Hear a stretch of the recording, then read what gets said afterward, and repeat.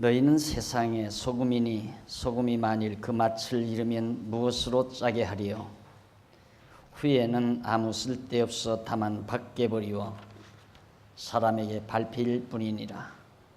너희는 세상의 빛이라. 산 위에 있는 동네가 숨기우지 못할 것이요 사람이 등불을 켜서 말 아래 두지 아니하고 등경 위에 두나니 이러므로 집안 모든 사람에게 비추느니라. 이같이 너희 빛을 사람 앞에 비추게 하여 저희로 너희 착한 행실을 보고 하늘에 계신 너희 아버지께 영광을 돌리게 하라.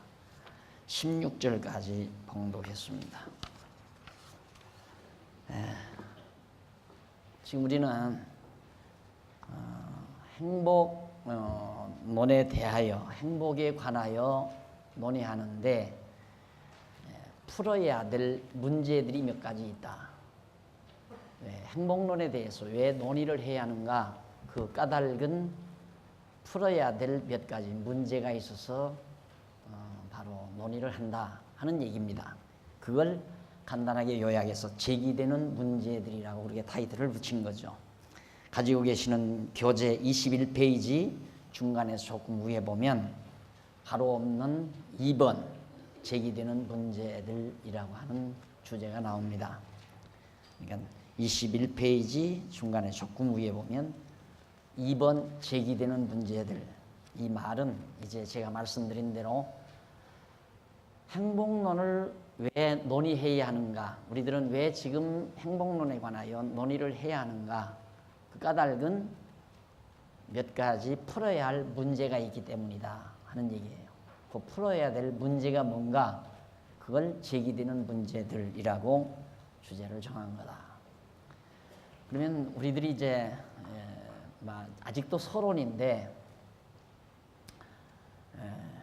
행복에 관하여 우리가 논의를 하거나 생각할 때, 또 실제로 행복을 실현하려고 할 때 많은 문제들이 있습니다. 그러나 그 문제들 가운데 몇 가지 대표적인 것들을 우리가 정리를 해보면, 우선 본질에 관한 문제가 있다고 그랬죠. 행복의 본질이 도대체 뭐냐? 우선 본질부터 정확하게 우리는 해야 한다. 행복의 본질에 대해서 여러 가지로 앞에서 또 얘기했지만 앞으로도 또 나오게 됩니다. 허다한 철학자들이, 또 진리를 추구하는 자들이 행복에 관하여 이야기하는데 여러 가지로 말을 합니다.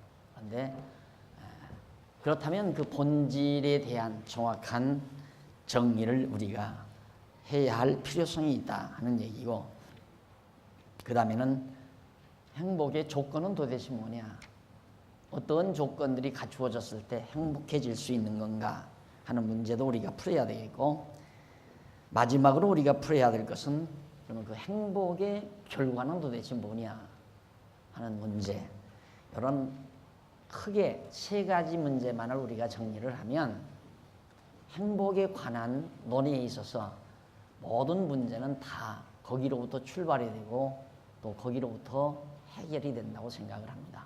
그래서 본질 문제, 조건 문제, 행복의 결과에 관한 문제, 이런 문제들이죠. 우선 조금 힌트를 드리자면 행복의 결과에 대한 문제는 왜 그게 문제가 되는가? 가장 중요한 것이 개인의 행복과 집단의 행복, 사회와의 관계, 이거에 커다란 모순이 있다. 개인의 행복만을 추구하다 보면 사회라고 하는 자체에 등한히 하게 되고, 사회의 건전성을 추구하다 보면 개인의 행복이 역시 침해를 당하게 된다. 그래서 현재 우리가 살고 있는 이 사회에서 가장 첨예하게 대립되어 있는 것이 뭐냐면 개인주의냐 사회주의냐라고 하는 그런 문제에 부딪히게 되는 것도, 개인주의는 개인의 행복을 추구하는 하나의 방법이고, 사회주의라고 하는 것은 사회의 행복, 그러니까 살기 좋은 사회 건설을 목표로 하는 그런 이제 주의가 우리가 살고 있는 현실 사회에서 대표적인 사상으로 그렇게 만들어져 있습니다. 그렇기 때문에 우리 개인의 행복, 우리가 행복을 추구해서 행복을 얻는 것에 대한 결과는 매우 중요한 문제가 아닐 수가 없습니다. 이런 문제들을 우리가 이제 본론에서 다룰 거거든요. 그래서 지난 시간에 행복의 본질에 관해서 본질 문제에 대해서 잠깐 제가 언급한 바가 있습니다. 본질 문제에서 제가 이제 말씀드린 것은 솔로몬이 전도서 5장 10절로 12절에 나오는 내용대로 솔로몬이 일평생을 행복 추구를 했습니다. 어떻게 해야 행복한가 할까? 어떻게 해야 즐거울까? 어떻게 하면 무엇이 쾌락일까? 이것을 파악하기 위해서 그는 관념적으로 이론적으로만 정리한 게 아니라 자기가 실제로 해봤어요. 경험을 해봤다 이 말입니다. 자기의 이론에 합당하게 이렇게 하면 참 행복하겠다 해서 그대로 실천을 해본 거예요. 근데 해보고 싶은 것, 안 해본 것 없이 다 했다 이거예요. 솔로몬이. 왜냐하면 권력 있죠. 최고의 권력자죠. 그리고 나라 평안하죠. 주변 나라가 전부 자기에게 다 조공을 들인 입장이니까. 이스라엘의 제2대 왕으로서 주변 나라에서 전부 에돔이라든가 모압, 암몬, 두로, 위에 아람 등등 애굽 등등 이런 주변 국가에서 엄청난 조공이 들어온다면 매년마다. 그러니까 지금처럼 경제정책 때문에 골치 아플 것 없어요. 대통령 노릇하기 제일 힘든 게 경제정책 아닙니까? 제일 고통스러운 게 경제정책이에요. 해결할 수 없는 게 또 경제정책이고. 그런데 솔로몬은 그거 걱정할 거 없어요. 그냥 돈이 들어오니까. 그러니 돈 많으면 충분하잖아요. 백성들 다 먹여 살릴 수 있고요.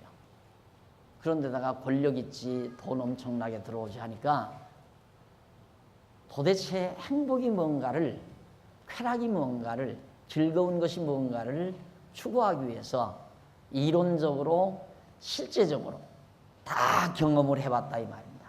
어느 것 못한 것 없어요. 인간이 욕구하는 모든 눈으로 보고 마음으로 생각하는 것 자기가 해보지 않은 것이 없다고 그랬어요. 다 해봤는데 아니더라 이거예요. 그것도 행복이 아니더라. 다 헛되고 또 헛된 것뿐이더라. 결국 남는 건 허탈한 것뿐이더라 이 말이죠. 그러면 지금 솔로몬이 행복의 본질, 우리가 지금 행복의 본질에 관한 문제인데 우리들도 솔로몬 이외의 사람이 아니거든요. 솔로몬이 생각하는 대로, 솔로몬이 해본 걸 보면 인간들이 똑같이 가요. 똑같아요, 사고하는 게. 솔로몬이 행한 대로 행해요. 규모가 작아서 그러지. 솔로몬은 좀 웅장하게, 우람하게, 크게 그렇게 한 것뿐이지 인간도 꼭 그 과정이에요. 똑같아요. 한 과정이. 그러니까 간단히 말하면 그거죠. 솔로몬이 이제 어느 정도 해보니까 도대체 행복이 뭘까? 그러면 한번 사업을 크게 해보자. 그래서 사업부터 확대를 해요. 그러다 보니까 종업원이 많아지잖아요. 많은 종들을 또 거느려요.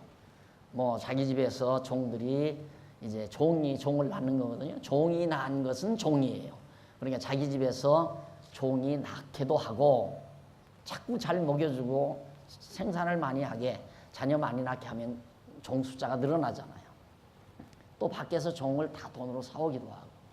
그래서 많은 종을 거느려서 사업을 크게 하니까 또 외국에서, 해외에서 들어오는 돈도 많지만 자기의 소득도 많아지잖아요.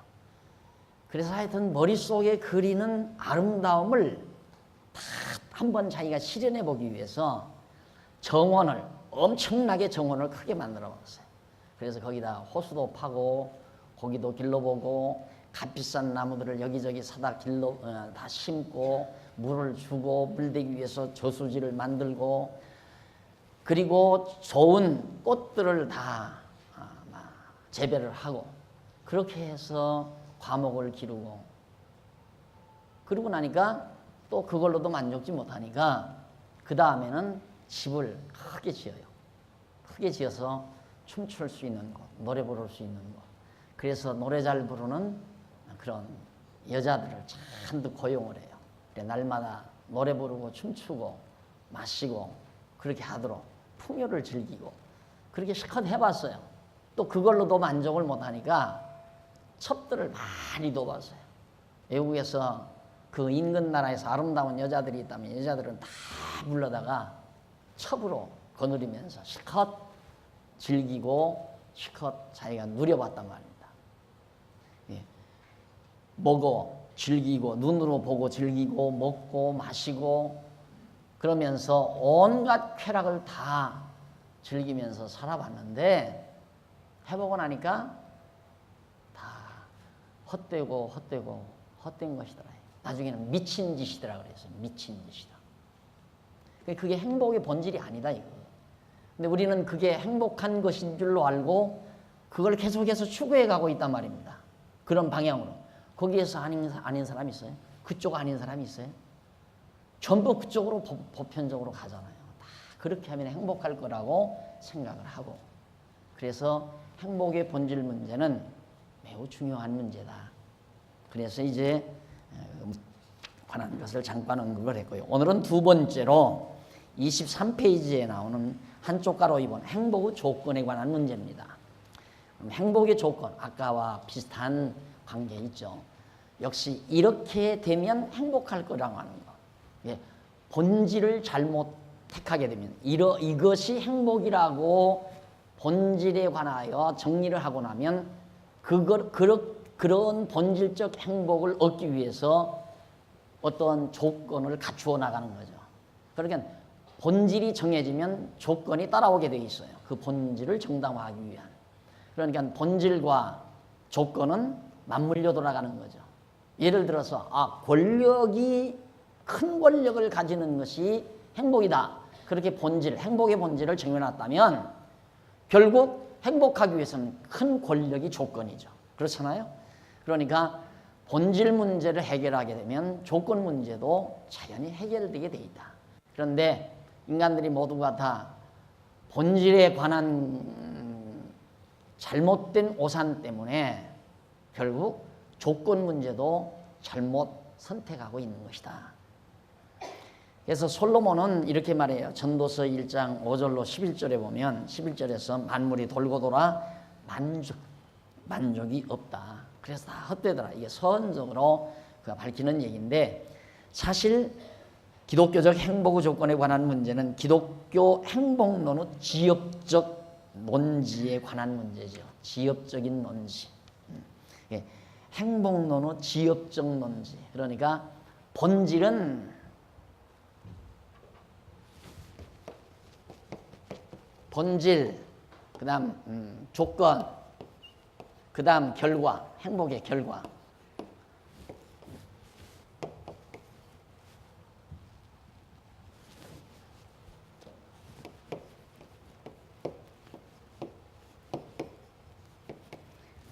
행복의 결과, 행복의 본질, 조건, 결과죠. 행복의 본질은 얘는 뿌리라고 할 수 있죠. 뿌리.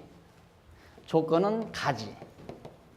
이건 열매. 그렇죠? 나무로 비유하면. 그러니까 우리가 지금 행복론에서 논의하려는 것들이 이런 것들이에요. 본질에 관한 것, 조건에 관한 것, 결과에 관한 건데 나무로 비유하면 뿌리에 관한 거죠. 그러니까 지금 행복의 조건에 관한 것은 지엽적인 것, 가지와 이파리의 잎에 속한 것이다. 근본의 것은 본질 문제다. 예, 행복의 본질이 무엇인가를 명확하게 안다고 하는 것은 매우 중요하죠. 이것은 지엽적인 거기 때문에 아무리 나무 뿌리를 과일나무를 사다 심는데 돌배나무 뿌리를 사다 심은 거예요. 돌배나무를 사다가 심어놓고 거기에서 참배가 열리기를 아무리 고대해도 안 되는 거죠. 애당초 심을 때 돌배나무를 심으면 안 돼요. 뿌리 자체가 참배나무 뿌리를 가지고 있는 배나무를 심어놔야 자연히 거기에서 참배나무의 가지가 뻗고 잎이 피게 돼 있어요. 그리고 꽃이 피고 잎이 피게 돼 있어요. 그러면 저절로 참배나무의 열매가 맺히게 돼 있는 거거든요. 그게 자연의 원리예요. 그러듯이 오늘 우리의 사고세계도 그렇습니다. 관념세계, 이 사고의 세계도 본질에 관한 문제를 언제나 정확하게 해야 지엽적인 논의가 쉽게 풀리고 지엽적인 논의가 쉽게 풀림으로 결론에 올바른 좋은 결론에 도달하게 된다. 그래서 요즘 그 대학 입학을 하는데도 논리에 관한 거 많이 신경을 쓰죠. 논리에 관한 것. 우리 잘할 때는 논리에 관한 공부를 못했어요. 못하고는 그냥 막 이렇게 암기식, 단답식 그런 교육만을 많이 받았는데 논리라고 하는 건 이런 것들이에요. 뿌리와 지엽과 결과가 열매가 잘 어우러지도록 이론 전개를 해나가는 것이 살아있는 논리죠. 그러듯이 여러분들이 지금 공부하고 있는 기독교 행복론도 바로 이렇게 뿌리 문제, 가지, 지엽적인 문제, 열매에 관한 문제, 그 열매가 얼마나 풍성하고 아름다운 결과를 이루게 되는가 하는 문제거든요. 그러니까 지금 우리가 논의하려고 하는 앞으로 이제 이 조건에 관한 문제는 지엽에 관한 것에 속한다. 그래서 일반적인 철학적 행복과 차별화되는 기독교적 행복의 조건은 무엇일까? 일반 철학자들이 말하는 행복의 조건과 차별화가 돼야죠. 기독교가 말하는. 왜? 일반 철학자들이 말하는 행복의 조건은 이미 잘못되어 있다 이 말입니다. 잎과 가지와 꽃과 잎이 잘못되어 있으니까 거기서 아름다운 열매가 맺힐 수가 없잖아요. 열매가 잘 안 맺혀진다 이 말이죠. 그러니까 안 맺혀지는 게 아니라 불가능한 거죠. 가지 자체가 돌배나무인데 돌배나무 가지에서 참배가 열릴 수가 없잖아요. 돌감람나무 가지에서 청감람나무 열매가 맺을 수가 없는 것처럼. 그러니까 결국 이 지엽에 관한 문제 여기에서 우리는 정말 차별화가 돼야 돼요. 분명한 기독교적 행복론과 철학자들이 말하는 행복론의 조건, 이것이 완벽하게 차별화되어야 된다. 이것이 도대체 뭔가? 이 문제에 대한 해답을 얻으려는 논의는 우리에게 반드시 있어야 되잖아요. 당연한 거죠. 그래서 이런 논의가 바로 내가 왜 이래요? 맞아요. 이 문제에 대한 해답을 얻으려는 논의는 우리에게 반드시 있어야 되죠. 그래서 이제 이 논의가 필요한 까닭은 전도서 1장 5절로 11절에 이제 만물이 돌고 돌아도 만족이 없어 헛되더라 하는 얘기죠. 5절 해는 떴다가 지며 그 떴던 곳으로 빨리 돌아가고 바람은 남으로 불다가 북으로 돌이키며 이리 돌며 저리 돌아 불던 곳으로 돌아가고 모든 강물은 다 바다로 흐르되 바다를 채우지 못하며 어느 곳으로 흐르든지 그리로 연하여 흐르느니라. 만물의 피곤함을 사람이 말로 다 할 수 없나니 눈은 보아도 족함이 없고 귀는 들어도 차지 아니하는도다. 이미 있던 것이 후에 다시 있겠고 이미 한 일을 후에 다시 할지라. 해 아래는 새 것이 없나니 무엇을 가리켜 이르기를 보라. 이것이 새 것이라 할 것이 있으랴. 오래전 세대에도 이미 있었느니라. 이전 세대를 기억함이 없으니 장래 세대에도 그 후세대가 기억함이 없으리라. 뭔 얘기냐면 간단히 요약하면 이 세상 만사는 그냥 다 돌고 돈다 이거예요. 돌고 돈다. 새 것이 절대 없다. 그러나 인간들은 꾸준히 새 것을 추구하잖아요. 새 것을. 그래서 아파트도 그냥 당첨돼서 이사가 가지고 2, 3년 살면 그 다음부터 2, 3년 살고 새 거 추구하는 사람은 상당히 그래도 괜찮은 사람이에요. 가서 1년도 채 못 살고는 또 새 집으로 이사 갈 생각부터 하거든요. 왜? 깨끗하고 좋다고 생각해요. 새 집이니까. 그래서 항상 인간은 새 것, 새 옷, 새 집, 만사가 다 새 것을 원하는데 세상에 새 것이 없다 이 말이에요. 그러면 속는다는 얘기 아니에요. 새 것이 없는데 새 것을 추구하니까. 이게 새 역사 그래요. 우리는 새 역사를 창조하자. 새 역사가 어디 있어요? 옛날에 하던 역사 그대로 다 하는 건데 모두 다 그대로 한다 이 말입니다. 모두 다. 예, 그렇습니다. 뭐 민주주의니 독재 사회니 이런 것도 다 반복이 되는 거예요. 예를 들면 동네 아이들이 10명이 이렇게 있습니다. 한 연하문 놈이 이렇게 있는데 거기서 아주 힘 좋은 아이가 하나가 특출하게 힘 좋은 아이 하나가 딱 있어요. 그러면 이 아이를 중심으로 모두가 다 이 힘 좋은 아이의 부하가 됩니다. 그럼 잘 거느려져요. 이때는 이 힘 좋은 아이 하나 놓고 이것이 이제 초기 모둠살이 사위에서 있을 수 있는 거거든요. 그러나 숫자가 점점 늘어나요. 늘어나면서 힘 좋은 얘와 맞비례되는 세력이 하나 생겨납니다. 그러면 또 한 패거리가 생기죠. 한 패거리가 또 생겨요. 이게 여러 패거리가 자꾸 생기잖아요. 그러다 보면 나중에는 이 모두의 머리가 되지려고 하는 한 세력이 나타나게 돼 있어요. 그러다 안 나타나면 그걸 때려 부수게 되면 그 다음 다 세력이 흐트러져 버려요. 그래서 이 힘이 흐트러졌다가 모아지고 흐트러졌다가 모아지고 힘이 모아진 상태를 뭐라고 그러냐면 사회주의라고 말하는 거고요. 흐트러진 상태를 개인주의라고 말하는 거예요. 그러니까 지금 사회도 그렇지 않습니까? 지금 우리는 민주주의, 개인주의 다 흐트러 놓고는 이제 이 흐트러 놓은 것을 어떻게 걷어잡느냐? 걷어잡는 방법은 힘이다. 그래서 무기 생산에 열을 올리는 거예요. 세련된 무기. 까불지 말아라. 이거 한 방이면 너희 대육은 끝난다. 너희 이거 없잖아. 복종해. 나 하라는 대로 해. 석유값 내리라면 내리고 올리라면 올리고 누 나라 땅에서 나더라도 내 마음대로 해야 돼. 이렇게 하고 싶은 힘을 가져야만이 이게 통솔이 된다 이 말이에요. 그러니까 절대 진리란 없다 이 말입니다. 인간 사회는 개인주의가 절대적이고 사회주의가 절대적이 아니다. 이거 아니다 이 말이에요. 인간 사회는 항상 옛날 하던 것 또 하게 돼요. 10명 연하문 아이 골목에서 데리고서 대장로로 하려고 하는 거나 지금 코크나무개가 온 세계를 지배하려고 하는 거나 똑같다 이 말이에요.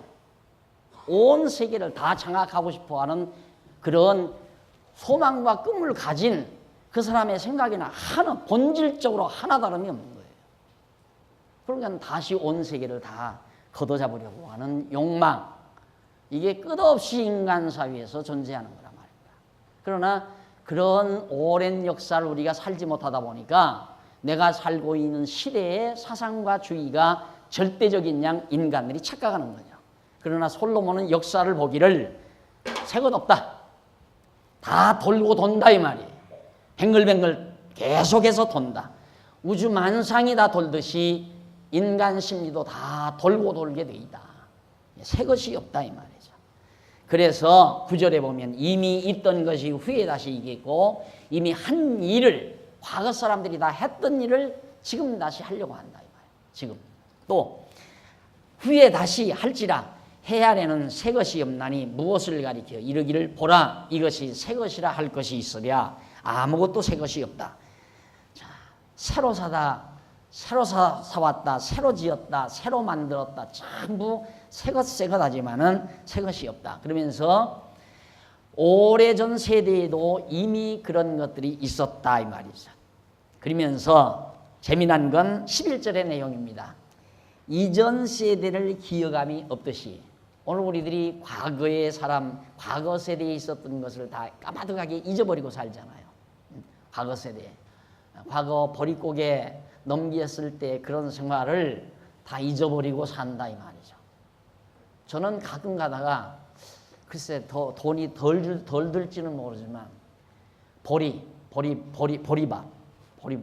보리밥 잘 해야 돼요. 그건 진짜 쌀밥 하는 것보다 더 힘들다고 그러더라고요. 보리를 한 번에 하면 안 된다고 그래요. 한 번 삶아서 별 강의를 다 하네.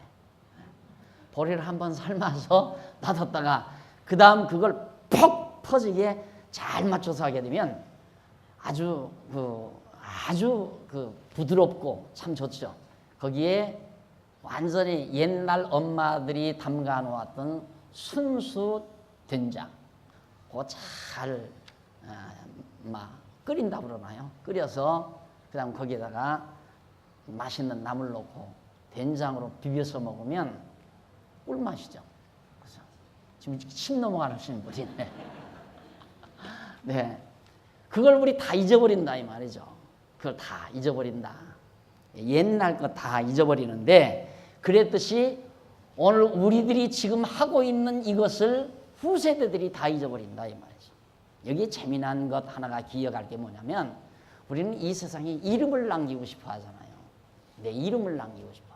그래서 옛날 오래된 수천 년 됐던 왕릉 같은 거 하나 딱 발견해 보면 그 속에다가 자기의 흔적을 없애지 않으려고 온갖 장치를 다 해놓고 그림을 그리고 별의별 것들을 다 가져다 놓고 폐 일어나고 동족의 피를 흘리고서 막 권력을 잡았던 김일성마저도 자기 뼈골 하나 없애지 않으려고 두고 오래오래도록 두고두고 후대들이 보고 기억해주고 와서 꽃다발 증정해주고 눈물을 흘려주기를 바라면서 박제를 만들어놨는지 약물 속에다가 집어쳐 놨는지 그 약물 속에다가 집어쳐 놨을 거예요. 유리관에서 넣어놨다고 그래요. 참 제일 불쌍한 사람이 그 사람이라고 나는 생각을 해요. 자손들이 묘를 써가지고 제일 불효자식이 누구냐면 묘 안에 묽은 곳에다가 조상의 묘를 그대로 시신을 놔둔 자손이 제일 불효자식이라고 그래요. 근데 김정일 씨가 제일 불효자식이죠. 시아버지를 물속에다가 가다 놨습니다. 이 사람들이 그거예요. 오래도록 자기 잊어버리지 않고 기억해 주기를 바라는 거. 그것이 성공이고 그것이 온갖 꿈이고.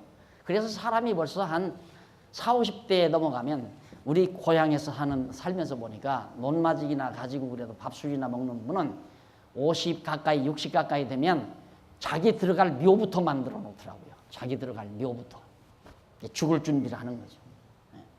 그러듯이 요즘은 돈 벌면 이제 자기 죽을 준비를 하는 거죠. 어떻게 하면 내 이름이 오래오래 남는가.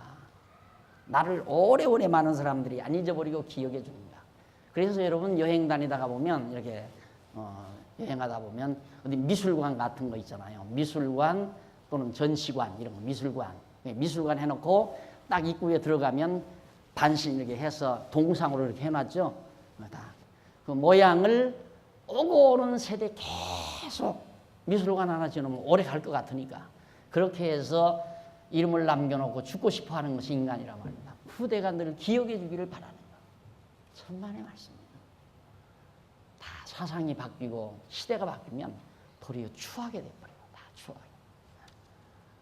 이라크의 후세인 동상 보십시오. 후세인 동상 전쟁터에 그 무참하게 무너져 내리는 그 모습, 꼴. 상상해 보십시오. 남북이 통일됐다고 하십시다.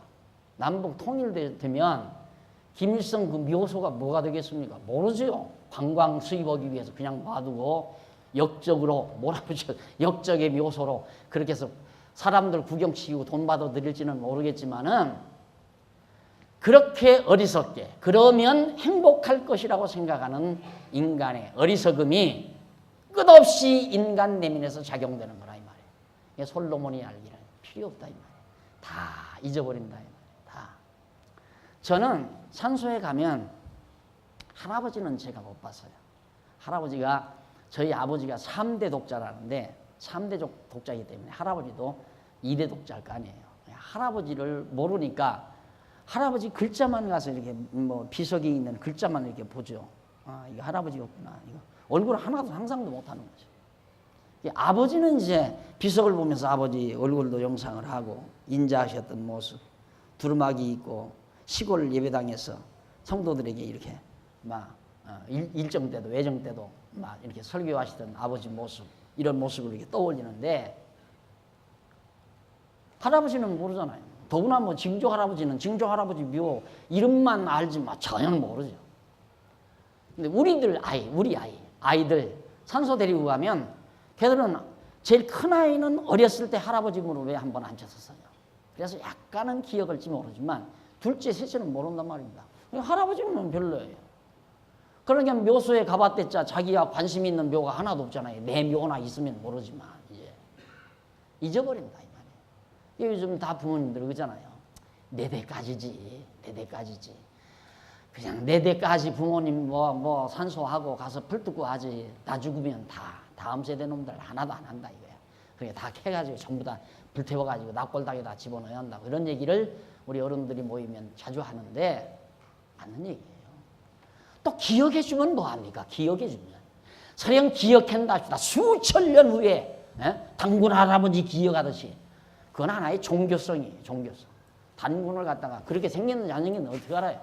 근엄하게 이렇게 만들어서 그것도 플라스틱으로 거기다가 누런 금물 칠해가놓고 그게 너 조상 옛날 우리 조상 할아버지다. 그건 종교성을 집어넣어서 그렇게 하지만 필요 없는 얘기야. 이게 솔로몬이 그 말이거든요. 과거 세대가 내가 과거 세대를 잊었듯이 우리 세대도 다음 세대가 다 잊어버린다 이 말이에요. 모두 다 잊어버린다. 그게 우리가 새로운 세대와 우리 세대와의 갈등이 어디에 생기느냐면 당년 세대는 내가 오늘이 있기까지 과거에 내가 어떤 줄 아느냐. 나는 밥을 굶어가면서 허리띠를 졸라면서 내가 가대를 이루었고 이 재산을 모아서 너희들 지금 밥술이나 먹게 만들어 놨다 이놈들아. 그런데 너희들이 그렇게 게으르게 살면 되겠어. 이렇게 나온다 이 말이에요. 그러나 요즘 사는 애들은 그런 거 전혀 몰라요. 누가 그렇게 고생하랬어? 배고프면 라면이라도 끓여 먹지 왜 배고파? 전혀 감각이 안 가는 거죠. 까마득하게. 여러분 내가 고생해서 돈 모아서 물려주면 자식들이 아이고 우리 아버지 얼마나 고생해서 이 돈 모아주느라고 애썼을까? 천만의 말씀. 내 친구 아버지는 몇백억대를 물려줬다는데 나한테는 겨우 아파트 한 채하고 뭐 용돈 몇 푼 이거나 우리 아버지는 어떻게 뭐 했대? 왜? 끝없으니까. 욕심이 끝이 없어요. 눈으로 보아도 족함이 없고 8절에 나오잖아요. 8절에 만물의 피곤함을 사람이 말로 다 할 수 없나니 눈은 보아도 족함이 없고 귀는 들어도 차지 아니하는도다. 만족이 없어요. 그래서 이 노래 부르는 가수들이 힘겨운 게 뭐냐면 하나 히트 쳐가지고 톱10에 들었다. 그리고 음반이 예를 들어서 몇십만 개가 팔렸다. 팔자고 제할 거 아니에요. 그런데 쌈박 한 두서너 달 지나면 귀가 에이 싫다 이 말. 그거 계속 음반 사다가 몇 번 듣고 나면 싫어져요. 듣기가 싫다. 뭐 새로운 거 없나. 그 음반이 안 팔리는 거예요. 그러니까 새로운 음반을 내가지고 또 히트를 쳐야 되니 그렇게 쉽게 사람들의 귀를 갖다가 잡아 끌 수 있는 그런 음색으로 음반 내기가 쉬우냐 이 말이죠. 그만큼 인간의 귀도 들어도 만족이 없고 눈은 보아도 만족이 없어요. 그래서 여러분 처음 이사 가가지고 뭐 가구를 이렇게 해놓고 이런 빛깔의 가구 갖다 딱 놓고 야 좋다. 그러면 죽을 때까지 좋다라고 했으면 죽을 때까지 그렇게 살아야 하잖아요. 안 그래요. 돈 있으면 2, 3일 만에 싹 갈아치워야 돼요. 아파트도 갈아치워야 돼요. 집도 다 때려 부수고 다시 지어야 돼요. 예배당도 마찬가지죠. 우리가 좋잖아요. 좋다. 참 좋다. 응? 그러나 두고 보세요. 다음번에 후임자가 올지 후임자가 그럴지 모르지만 이거 싹 때려 부수고 자기들 눈에 좋은 대로 또 질 거예요. 틀림없이. 그런 일 생각하면 아낄 것도 하나도 없이 그냥 실컷 써버려야 하는데 그래도 그냥 어디 기스날까 봐서 그냥 아끼고 또 아끼고. 왜? 후대들 또 아껴줄까 봐서. 뭐 이렇게 우습게 만들었어. 나 같으면 이렇게 했겠다. 야 저런 것도 창을 좀 더 크게 냈겠다. 이래가지고 다 뜯어고치려고 하는 거야. 왜? 만족이 없으니까 절대. 만족이 없으면 행복의 조건이 아니잖아요. 다시 말해서 행복의 조건이 한없이 변한다 이 말이에요. 이렇게 하면 좋을 것이다 해보니까 안 좋으니까 또 저렇게 하면 좋을 것 같다 해보니까 또 안 좋고 그렇게 산 것이 솔로몬의 일생이었다. 쏘가 살았다 이 말이죠. 쉽게 말하면. 어디에서부터? 본질에서부터 쏘은 거예요. 뿌리에서부터 쏘은 거예요. 잘못 짚어가지고 출발을 하니까 가지 자체도 잘못되는 거죠. 그러면 열매 자체도 다 얻어보니까 허무하더라. 헛되고 또 헛되더라 이 말이에요. 그러니 이게 얼마나 우리 그리스도인으로서 기독교 신앙을 가진 우리 성도들로서 매우 중요한 내용이 아닐 수 없잖아요. 이 행복론이라는 이 자체가. 간단하게 어떻게 보면 행복론 좀 사치스러운 과목같이 보이지만은 이게 인생을 변화시키고 나를 뒤집어 엎는 엄청난 파워를 지니고 있는 진리체계라 이 말이죠. 이것이 나를 바꾸어 놓고 나를 올바르게 세워놓고 나로 하여금 올바른 뿌리를 내리고 바른 방향을 향해서 헛되지 아니하는 삶, 의미 있는 삶, 정확하고 가치로운 삶을 살아가는 데 있어서 절대 필요한 과목이란 말이죠. 그래서 가치론 다음에 행복론을 바로 이어서 하는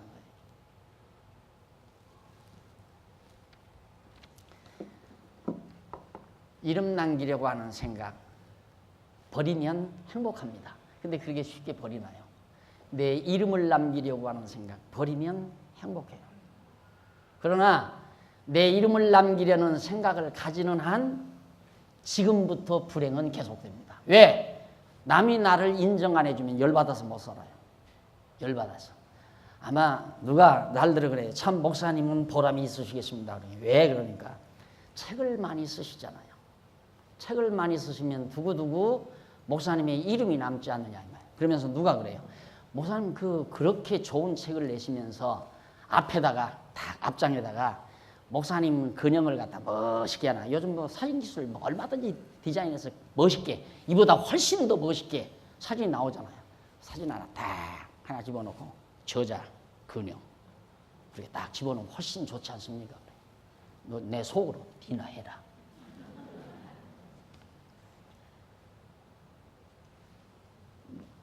내 인물만 못한 사람이 세상에 어디 있습니까?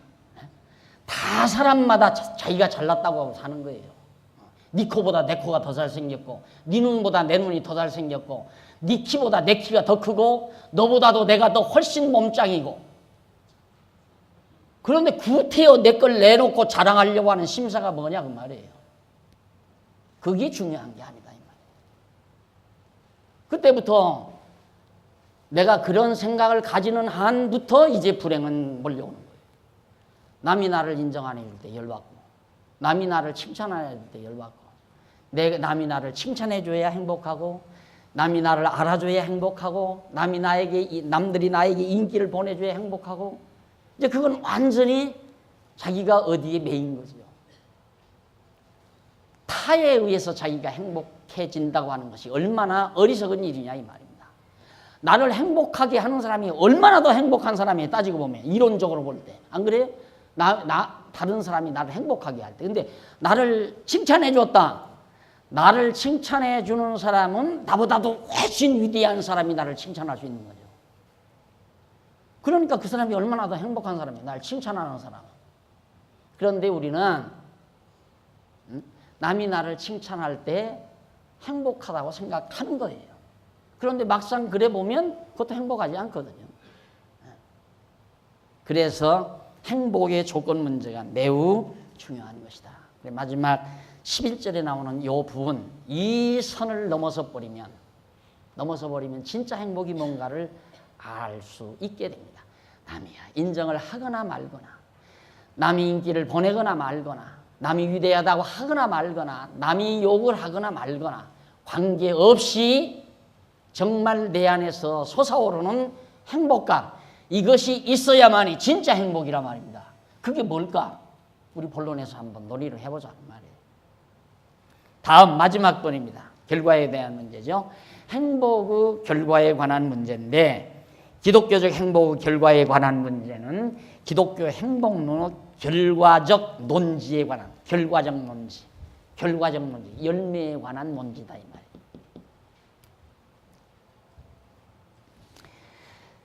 일반적인 철학적 행복과 차별화되는 기독교적 행복의 결과는 어떠한가?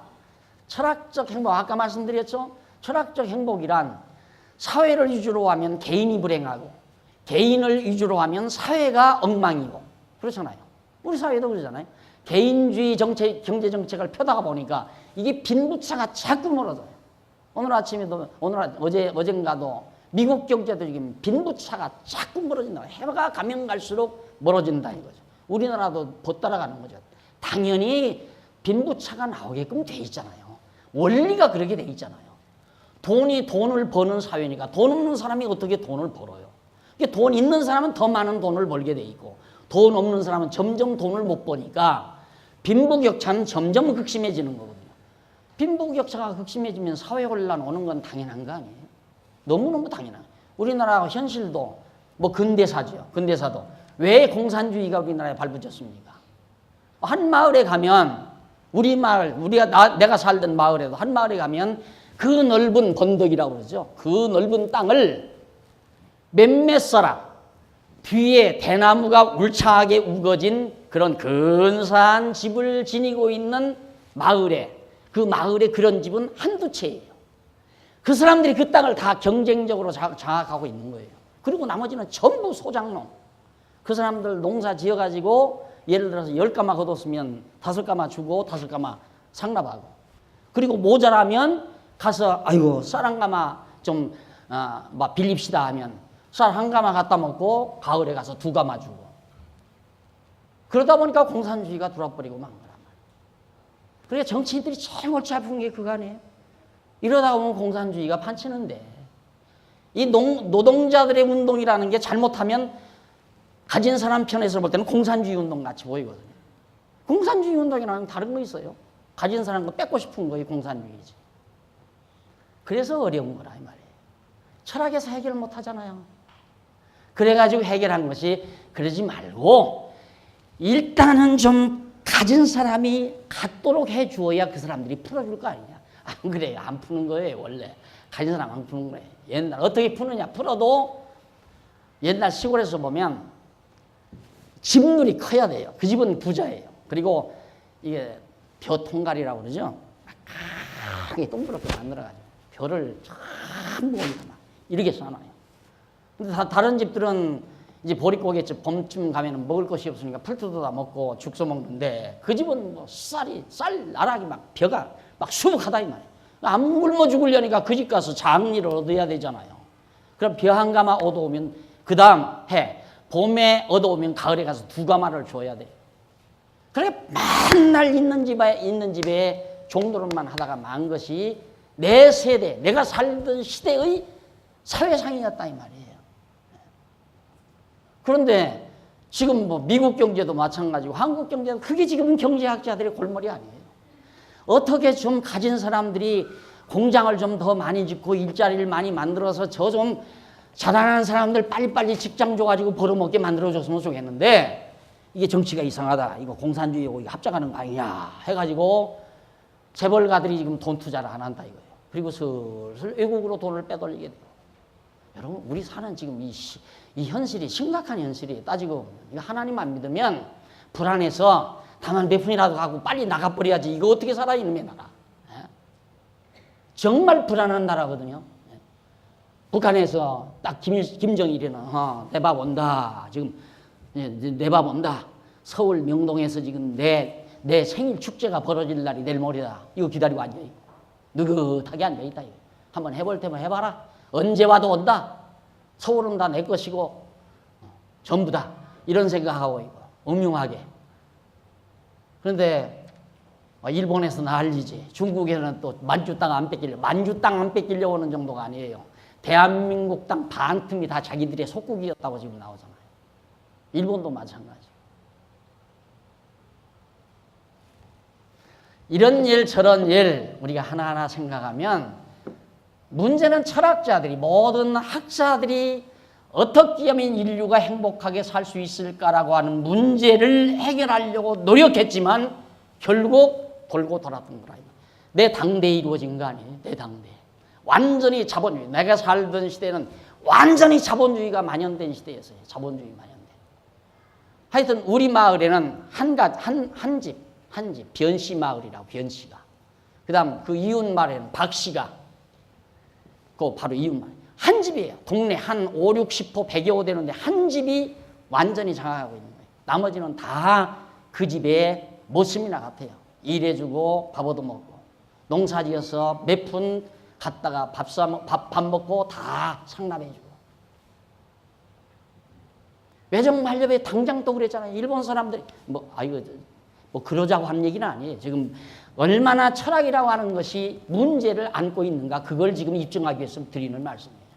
외정치하에서 완전히 거기에 좀 했던 사람들이 다 그때 주조장도 했고, 외 사람들에게 다 그래도 상납도 하면서 친일판으로 한 사람들이 뭐 창고업이라도 하고 뭐 주조장이라도 하고, 그런 사람들이 다 돈 떼부자 돼가지고 살았잖아요. 그게 다막 일본 사람들 물러가니까 바로 그게 자본주의로 그대로 바로 미국식 민주주의 자본주의가 그대로 정착되니까 그 사람들이 다 패권주의고 결국 거기에서 좋은 학교도 가고 마을에서 뭐 그 당시에 고등학교도 제대로 나오지 못한 마을이 얼마나 많이 있어요.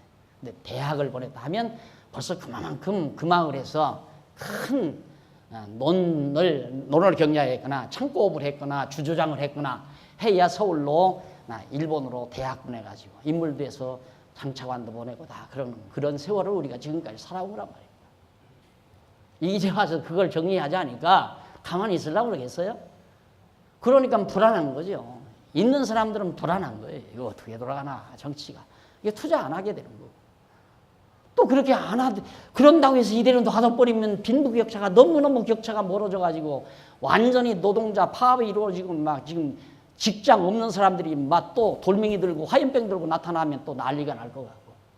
안 그렇게 해서요. 젊은 사람들 다 대학 나와가지고 갈 곳도 없고 일자리도 안 주면 못 먹고 사느냐. 나와라. 배고파 못 살겠다. 60년대 되면 또 나오는 거죠. 잘 살아보자. 배고파 못 살겠다. 8.15 직후에.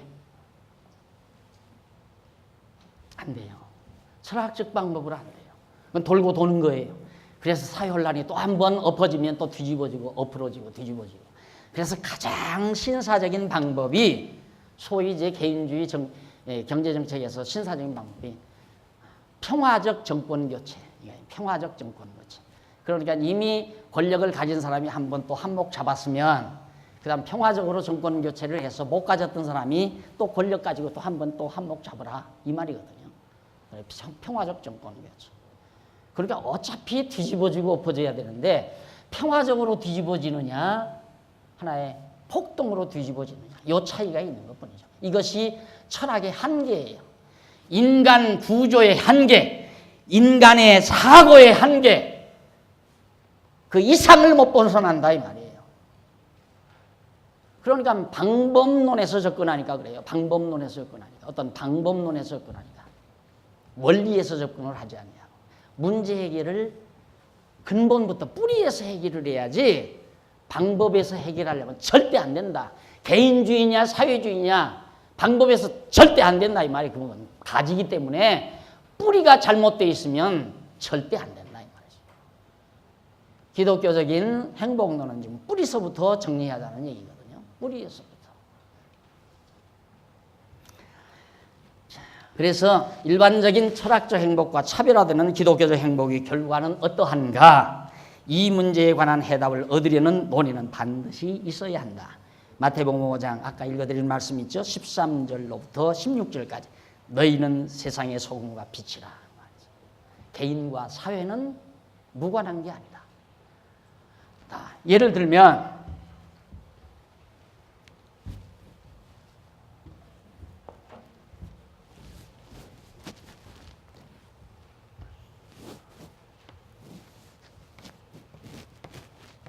나무가 이렇게 있어요.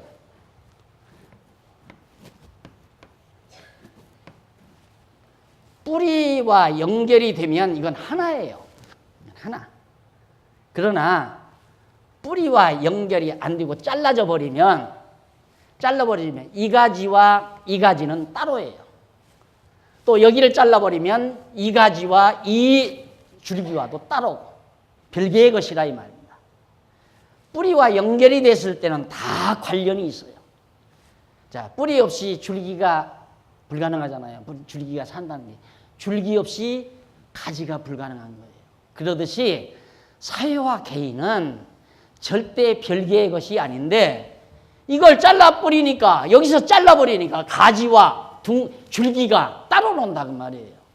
사회라고 하는 것과 한 개인의 가지와 따로 놀아버리니까 사회야 망가지든 말든 나라 경제야 파탄이 나든 말든 내 기업만 잘 되고 내 기업만 부강해서 해외에다가 공장을 짓고 해외에서 돈 벌어서 나만 잘 살면 된다고 하는 방법 가지고는 안 된다 이 말이죠. 그런 식으로. 그러니까 개인과 사회가 이게 완전히 밀착이 돼야 되는데 철학은 이것이냐 딱 잘라놓고 보니까 왜? 뿌리를 찾을 수가 없으니까. 뭘 뿌리로 할 수가 없잖아요.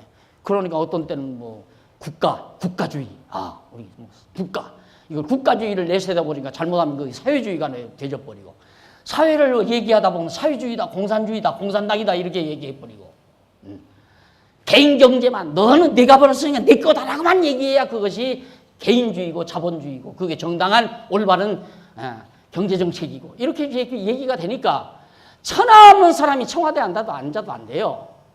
천하 없는 사람이 백악관에 가서 앉아도 안 되고 안 된다 이 말입니다. 이것이냐 흑백 논리로는 안 된다 이 말이죠. 뿌리부터 정리를 해야지. 뿌리부터. 가장 근본, 인간의 근본 뿌리부터 정리를 해야지. 그러면 해결이 돼요. 이걸 제시하려는 것이 우리 기독교 행복론의 논지입니다. 그러니까 이제 문제는 다 제시됐습니다. 문제는. 그래서 거기 마태복음에 나오는 대로 너희는 세상의 소금이다. 내가 정말 빛이 되면 온 세상을 밝힐 수 있다 이 말이에요. 내가 정말 맛을 가지고 있으면, 소금과 같이 맛을 가지고 있으면 맛없는 세상을 맛있게 만들어갈 수 있다. 이런 논지거든요. 이것이 예수님이 가르친 내용이에요. 너희는 세상의 소금이요, 너희는 세상의 빛이다. 내가 행복한데 어떻게 사회와 무관할 수 있어요? 안 그래? 내 행복의 빛이 불행한 사회에 비춰지게 되고, 내 행복의 맛이 맛없는 사회에 맛을 내게 되고, 이것이 바로 성경이 말하는 아름다운 귀한 진리책이라 이 말입니다. 그래서 나와 사회는 서로 불가분의 관계를 지니고 있는 거다. 사회 없이 내가 없고 국가 없이 나라는 게 존재하지 않잖아요. 그러니까 이번에 판정 내릴 때도 개인의 양심이냐, 군대 안 가는 거, 종교적 양심상 나는 절대 가서 군대 가서 총 못 쏘겠다. 그리고 나오니까 이게 이제 팽배하게 맞섰잖아요. 죄 아니다. 불법 아니다. 정당하다. 개인의 양심이 먼저다. 하고 나왔는데 헌법재판소에서 뭐라고 했어요? 국가 앞설 수 없다. 국가관에 앞설 수 없다. 이게 정죄해버렸잖아요. 맞는 얘기죠. 10번도 맞는 얘기죠. 자기 혼자 이 세상 살아요? 안 그래요? 하나의 사회, 국가라고 하는 그 안에서 나라고 하는 존재가 필요한 거고, 내 위치가 설정되어 있는 거고, 자기 혼자 살려면 구름 타고 딴 데 가서 살든가, 무인도에 가서 혼자 살든가, 양심을 누리든가 말든가 할 일이지. 안 그래요? 이런 것들이 다 인간의 내면 세계에 갈등을 가져다 주고, 이런 것들이 한 국가의 정책으로 반영될 때 정책은 뒤집어졌다 엎어졌다 그럽니다. 해결 없습니다. 해결책이 없어요. 그래서 바로 제가 기독교 진리에 반하는 이유도 여기에 해답이 있고 여기에 진정한 진리가 있기에, 그래서 오늘 또 이렇게 힘차게 여러분 앞에서 강론을 해드리는 겁니다. 너희는 세상의 빛이다. 너희는 세상의 빛이라. 산 위에 있는 동네가 숨기우지 못할 것이요, 산 위에 있는 동네가 다 드러난다. 사람이 등불을 켜서 말 아래 두지 아니한다. 하나님께서 등불을 만약에 켰다면 그것을 말 속에다 숨겨놓지 않는다. 말, 곡식을 대는 말. 이게 말 아니에요? 등불을 켜서 이 속에다가 딱 말로 덮어놓는 사람이 어디 있어요? 불이 안 보이게. 등불을 켰으면 등경 위에, 옛날 등경은 이렇게 되잖아요. 여기 딱 불 켜서. 등경 위에다가 딱 높이. 왜? 방 안에 있는 모든 사람을 비추게 하기 위해서. 그렇지. 하나님께서 정말 우리가 빛의 자녀로만 살아가게 되면 어두운 골목을 밝힐 수 있고 맛없는 사회를 맛있게 만들어가는 힘을 가지고 있는 것이 기독교다 이 말이에요. 지난번 신문에 보니까 위대한 목사들 9분 소개하면서 아침에도 말했지만 사회관이 없다. 사회의 여파, 사회에 큰 여파를 못 준다 이 말. 그렇죠. 몇십만 명, 몇만 명 거느리는, 그것도 강남의 인테리들만 모아서 몇만 명 성도를 가지고 있으면 이 사회를 뒤집어 놓을 수가 있죠. 안 그래요? 그런데 약하다. 완전히 기복주의 신앙에 빠져있고 개인주의 신앙에 빠져있다. 이런 식의 논조를 내가지고 평을 했습니다마는 상당히 근접한 평이라고 저는 생각을 했습니다. 여러분, 오늘 우리 기독교는 한 개인의 행복에서 끝나는 것이 아닙니다. 사회를 바꾸고 하나의 국가를 바꾸어가는 힘을 가지고 있는 것이 기독교입니다. 제가 늘 모이기만 하면 그런 얘기잖아요. 저는 내가 이룬다는 얘기는 아닙니다. 내가 한다는 얘기는 절대 오해하지 마십시오. 저는 이 우리 교회 이렇게 커나가는 것을 보면서 지금 세계를 움직이고 있는 학자들이 배출되는 곳이 있다면 예일이나 하버드입니다. 예일과 하버드 출신들이 세계를 다 거머잡고 움직입니다. 그 대학들이 전부 교회가 설립한 대학들입니다. 그런데 그 대학들이 전부 다 좌경돼 버리고, 좌경이 아니라 인본주의화 돼버려서 하나님과는 멀어진 대학들이 돼버리고 만 거예요. 그러니까 세상이 이렇게 돼버린 거죠. 아니, 그 대학들이 처음부터 그렇게 웅장하게 시설을 갖추고 그 엄청난 세계의 석학들을 길러내는 그런 학원이 되겠습니까? 아니에요. 처음에 모방에서 조그만, 우리나라 이대 같은 데도 그랬죠. 뭐 조그만 방 안에서 선교사가 와가지고 여학생들 두어 때리고 그냥 책상머리 앞에서 개인 교수하듯이 그 학원으로 시작해서 오늘의 이대가 된 거 아니에요. 그런데 오늘 우리 교회라고 해서 나는 대학으로서의 교회, 학문이 있는 교회, 진리가 있는 교회가 반드시 된다는 걸 확신하고 있습니다. 확신하고. 그래서 계속해서 연구하고 써두는 이유가 장차 이 일을 맡아서 밀고 나갈, 움직여 나갈, 그리고 이 사회에 빛이 되고 세계를 향해서 정말 올바른 진리를 외쳐나갈 수 있는 그런 인재가 양성되는 아름다운 터전, 이것이 언젠가는 하나님께서 왜 등불을 켜서 말 아래 두시지 않는다고 했습니까? 이 진리의 빛을 밝혀가지고 하나님께서 기껏해야 바로 이 수정부, 아니 여기가 시흥동 골짜기에서 그냥 있다가 우물우물하다가 팍싹 주저앉게 하시려고 이랬을까? 아니다 이 말이에요. 이것이 내 개인의 행복과 우리 개개인의 행복과 세계를 향한 우리의 영향력, 이것이 우리가 내다보는 미래상이라는 것을 명심하시면서 앞으로 계속해서 본절 제2절 행복의 본질부터 여러분들에게 강의할 걸 약속하고 오늘 강의 여기서 마무리합니다. 오늘 제가 조금 흥분했던 것 같습니다. 다음부터는 자제하겠습니다. 기도하십시다. 자비로우신 하나님 아버지, 은혜를 진심으로 감사합니다. 우리에게 보화를 주셨습니다. 참으로 우리 모두가 다 진리라고 이것이 진리라고 외치고 그러면서 살고 있습니다. 하지만 우리 가슴 속에 아직도 타야 될 뜨거운 열정이 적다면 더 뜨겁게 탈 수 있게 하시옵소서. 이 불이 붙게 하시고 이 밝은 등불이 온누리를 향해서 어두운 골목을 향해서 비춰질 수 있는 날 올 것을 우리는 소망하면서 오늘 또 저희들은 준비하고 그날을 기대하면서 소원하면서 기도하면서 그렇게 살게 하심을 감사합니다. 우리 온 성도들의 마음을 하나로 묶어주시옵시기를 비오며 예수님 이름으로 기도드립니다. 아멘.